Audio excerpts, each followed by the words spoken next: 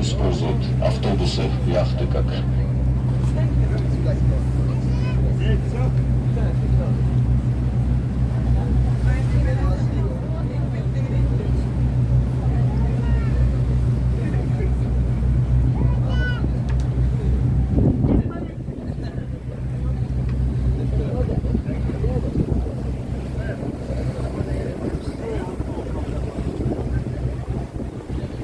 Отели, конечно, отели есть, но на Босфоре отели дорогие, конечно, да, здесь все-таки, это же Босфор. Здесь отели в сутки стоят 200 евро, 300 евро, одна сутка. Это уже отели такого бизнес-уровня. Но сейчас мы проплывем самый дорогой отель Турции. Самый дорогой отель Турции здесь находится, на Босфоре.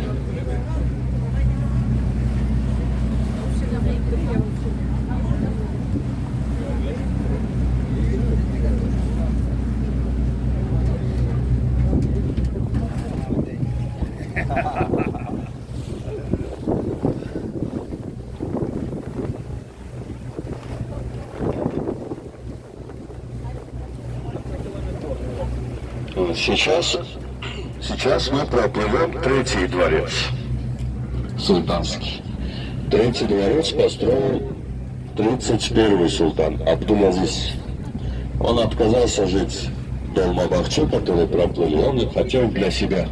Но он уже не построил такой огромный, такой среднего уровня, построил дворец.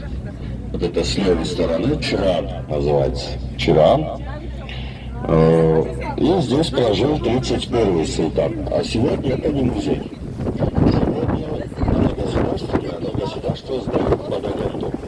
И частные арендуют и используют его как отель. Это самый дорогой отель. Здесь есть такие номера с видом на Босфор, которые одна сутка стоит 10 тысяч евро. Одна сутка. И сюда уже, понятно, такие люди, которые это не деньги.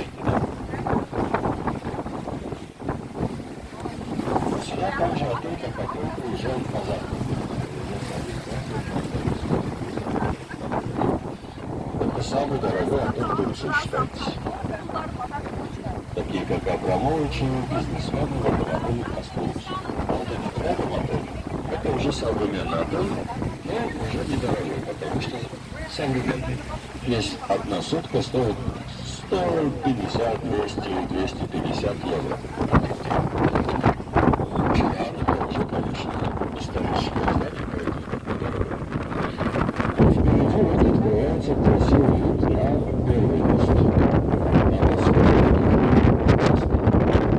Это самый первый мост 1917 года.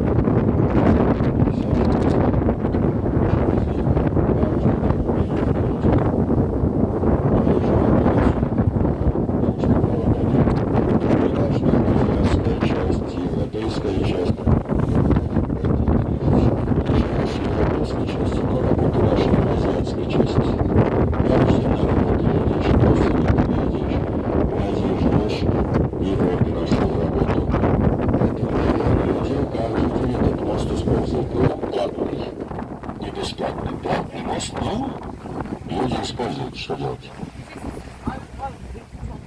Потом второй дальше построился, а там ближе к Черному морю третий построился.